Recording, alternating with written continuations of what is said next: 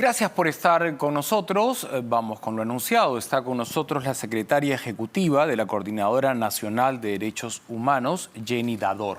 Gracias por estar con nosotros. Buenas noches, Mauricio. Cíclicamente padecemos a nivel mediático la exposición de estos casos espeluznantes como el de la niña de 3 años. Es justo reflexionar sobre los niños y niñas que no alcanzan la exposición mediática y que no llegan a hacer noticia, pero están allí.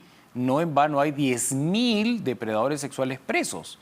Esta niña de Chiclayo, que se está recuperando felizmente de esta brutal agresión, es una que ha visibilizado lo que viene ocurriendo sistemáticamente en nuestro país. Pasa y nos quedamos en un debate si cadena perpetua o no, si castración química, que es lo último que usted habrá escuchado, que ha propuesto el presidente Castillo y que es respaldado por el ministro de Justicia, el señor Chero, y no sé si ha tenido la oportunidad, pero una congresista y es ministra de la Mujer, considera que van a analizar la castración química. ¿Es realmente un remedio para la crisis que vivimos como país con respecto a las agresiones sexuales, la castración química? Mire, Mauricio, desde la Coordinadora Nacional de Derechos Humanos, digamos que no es la primera vez que estamos viendo que una medida de esta naturaleza se coloca sobre la mesa como una respuesta rápida frente a la situación de la violencia sexual contra la niñez, ¿no? Ya hace algunos años atrás estuvo también dando vueltas, es más, llegó casi hasta el Pleno y aprobado en una primera votación, ¿no? Entonces ya nosotros venimos planteando también que una medida complementaria a la pena o a la sanción de esta naturaleza en realidad tiene desde su sola propuesta, ¿ya? Desde su solo diseño tiene problemas con la constitucionalidad, choca con la Constitución, porque tiene que ver también con la dignidad de la persona a la cual se le aplicaría este tipo de sanción, y tiene que ver también con la función que nosotros, como ciudadanas y ciudadanos, hemos acordado que tiene la sanción penal. La sanción penal tiene para nosotros una función resocializadora, rehabilitadora. Las cárceles no son o no deberían ser, por lo menos, depósitos de personas humanas, ¿no? Deberían ser, sí, centros donde están privados de su libertad y donde los reclusos tienen que seguir unos programas de rehabilitación, reinserción, etcétera, ¿no? Y además, en este caso, también nos coloca frente a la situación de cómo estamos entendiendo o mirando la violación sexual. ¿Es la violación sexual, en estos casos, un crimen sexual desbordado de una persona que no controla su sexualidad, o es entendida y mirada culturalmente desde la lectura de las relaciones de género, es un crimen de poder, de ejercicio de poder sobre un otro, sobre una otra, ¿no? Entonces, en la medida en que nos situemos y entendamos el problema, eso nos hace proponer también determinadas respuestas. Pero además, no hay que ir muy lejos, o sea, la tarea no es tan difícil, es mirar qué cosa nos dicen los estudios y la evidencia en el mundo de qué cosa es lo que funciona y qué cosa es lo que funciona. No solo cuánto cuesta, sino funciona o no funciona, qué cosa se ha evaluado. Y ahora, una cosa es cuál es lo que yo quiero aplicar como sanción, qué es lo que se produce después que ocurre la violación, pero lo que toda la sociedad nos interesa es la prevención. Lo que no queremos es que esto ocurra. Bueno, ya ocurrió, sí, lo vamos a meter preso al señor, etcétera. Pero lo que quiero como país, como mujer, como Coordinadora Nacional de Derechos Humanos, es que la violación sexual no ocurra nunca. Y si va a ocurrir, que no ocurra en las dimensiones que está ocurriendo, y que no nos enojemos cuando después se dice que este es un país de violadores, porque efectivamente este es un país estadísticamente de violadores. Y es eso lo que tenemos que evitar.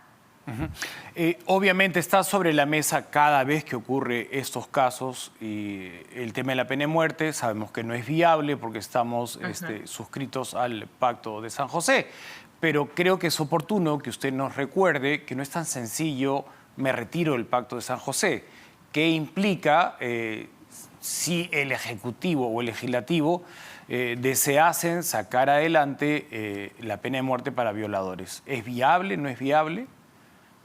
Bueno, implica seguir un proceso también para retirarse. El retiro no es automático, ¿no? Hay que renunciar a la jurisdicción, hay que seguir todo un proceso que tarda, tiene un tiempo prolongado, ¿ya? Eso no va a ocurrir de un mes al otro mes, ni de un día para el otro día. Estamos hablando de más de un año, de procesos largos. Pero además tiene que ver también con la mirada de cómo nos situamos nosotros como país en la comunidad internacional, ¿no? Cómo nos deja estos parados frente a los otros países. Y además porque desde la lógica y la doctrina de los derechos humanos, ¿no? Digamos, en el campo de los derechos humanos, solo es posible o solo sería posible la progresividad y el avance, ¿ya? Lo peor que nos puede pasar como país es que no avancemos en el reconocimiento de derechos, pero el retroceso de derechos, el salta para atrás, digamos, ¿ya? No es éticamente, administrable, ejecutable en el campo de los derechos. Entonces, esto no nos va a resolver el problema. Uh-huh. En los países que tienen, incluso en algunos estados de los Estados Unidos que tienen pena de muerte, no necesariamente guarda una relación con disminuir las tasas de criminalidad o de determinados delitos. Desde su experiencia, tampoco resulta siendo efectivo. Desde su experiencia, perdón la interrupción, ¿cuánto ayuda la prevención? Por ejemplo, invertir en salud mental. ¿Cuánto ayuda a identificar? No creo que sea sencillo porque tenemos a depredadores profesionales, jóvenes, adultos, analfabetos. No hay un perfil exacto que nos lleve a identificar quién es un potencial violador. Pero si se invierte en salud mental, en prevención, en educación, ¿algo ayuda a largo plazo o no tiene nada que ver una cosa con la otra? No, sí ayuda definitivamente. Porque, mira, hace algunos años, cuando estábamos trabajando desde el Ministerio de Economía, un presupuesto por resultados para los temas de violencia, es decir, un presupuesto por resultados es el Estado entrega una bolsa de dinero, ¿no?, frente a un conjunto de determinadas medidas que se van a implementar en varios sectores, pero dice, no es cualquier medida, no es cualquier política, no es lo que se le ocurra al ministro de turno o al presidente de turno. Se hace un estudio basado en evidencia de qué cosa es lo que funciona y no funciona. En este momento se buscó toda la evidencia que existía, ¿no? Entonces, lo que tú buscas primero es decir, ¿cuáles son los predictores o los factores que ayudan a que se produzca la violencia? Para saber qué cosa es lo que tenemos que evitar o cambiar. Y ahí aparece efectivamente lo que tú acabas de mencionar, el tema de la salud mental. ¿Y por qué aparece? Porque, por ejemplo, sí se encuentra que hay una relación, ¿ya?, en varias cosas que nos ocurren en la infancia. Primero, hay una relación si yo soy un niño y atestiguo violencia en mi hogar. Si yo atestigo violencia de mi padre hacia mi madre y no atiendo este problema de salud mental que se genera en el niño, sí hay una posibilidad de que ese niño, cuando crezca, se convierta en un violador. Igualmente, si sufro violencia sexual, también es probable, no es determinante, pero hay una relación, ¿ya? Entonces, los estudios dicen que sí es importante atender y tratar estas situaciones. Uh-huh. Igualmente, es importante, escuchaba cuando conversabas con la congresista Ugarte, ¿no?, que le preguntaba sobre el tema de paridad en el próximo gabinete, ¿no? Es importante también cuando las altas autoridades en los países hay mayor presencia de mujeres, eso también manda un mensaje, ¿ya?, a la comunidad respecto de cuál es el valor de las mujeres en esa sociedad. Y el otro tema importantísimo también es pornografía.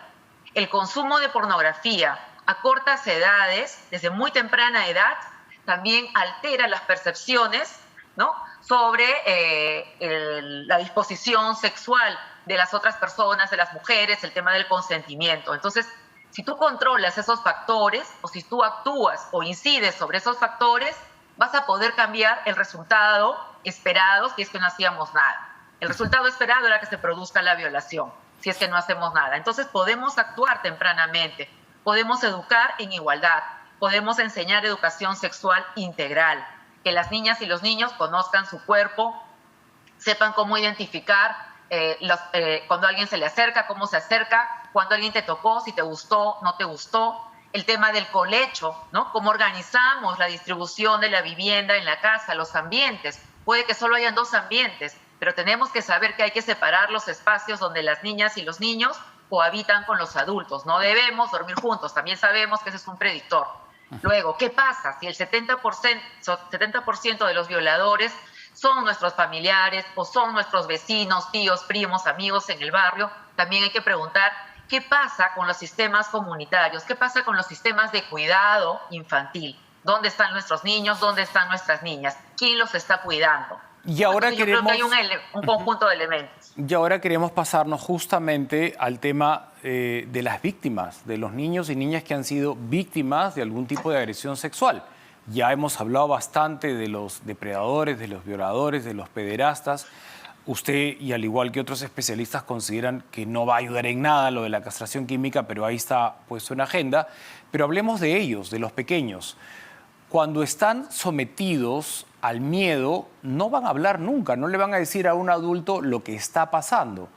¿Cuánto puede cambiar esto si se les educa desprovisto de miedo para que si alguna vez alguien tocó su cuerpo indebidamente o alguien ha insinuado algo, el niño lo cuente sin temor inmediatamente? Así es, eso ayuda muchísimo, es un factor muy importante, ¿no? Educar de esa manera a nuestros niños y a nuestras niñas y también reeducarnos nosotros como adultos. Nosotros como adultos, en nuestra cultura, en nuestro país, también somos muy toquetes con los niños, ¿no? Es más, vemos un niño gordito, bonito en la calle y nos provoca, le jalamos el cachete, decimos, ay, qué lindo, lo tocamos. Eso tú no puedes hacer en otras comunidades, en otros países, porque a los niños o a las niñas no se les toca, y no tocarlos implica no tocarlos de ninguna manera, ¿ya? Entonces también tenemos que reeducarnos nosotros como adultos. Entonces sí es fundamental este tipo de educación, que es parte de la educación sexual integral, ¿no? Que el niño no tenga miedo, que identifique, si algo le molesta, que lo cuente, y además también educar en esto a nuestras maestras y a nuestros maestros, porque la maestra en el aula, el maestro en el aula, detecta los cambios en ese niño, sabe que algo está pasando con ese niño. Si tenemos escuela y tenemos maestros formados, ellos pueden detectar tempranamente, ellos pueden llamar al padre, a la madre, pueden preguntar qué está pasando en casa, pueden preguntarle al niño, ¿no? Entonces, como quien dice, tienes una serie de cientos de ojos más que van a estar mirando qué está pasando con ese niño o qué está pasando con esa niña, ¿no? Por eso la educación allí es fundamental. Y también el tema de las campañas. El problema con las campañas, nosotros eventualmente hacemos una campañita en nuestro país. El problema de las campañas acá en nuestro país es que no se hacen de manera sostenida. Entonces mandamos muchos mensajes y mensajes contradictorios porque siempre estamos cambiando el mensaje, ¿no? Entonces hay que pensar y entender que las campañas también son un producto, son el resultado de un estudio que se hace para ver, ¿no? Qué cosas tengo que cambiar, qué valores tengo que mover, qué comportamientos o prácticas. Y las campañas se evalúan y se van midiendo los resultados.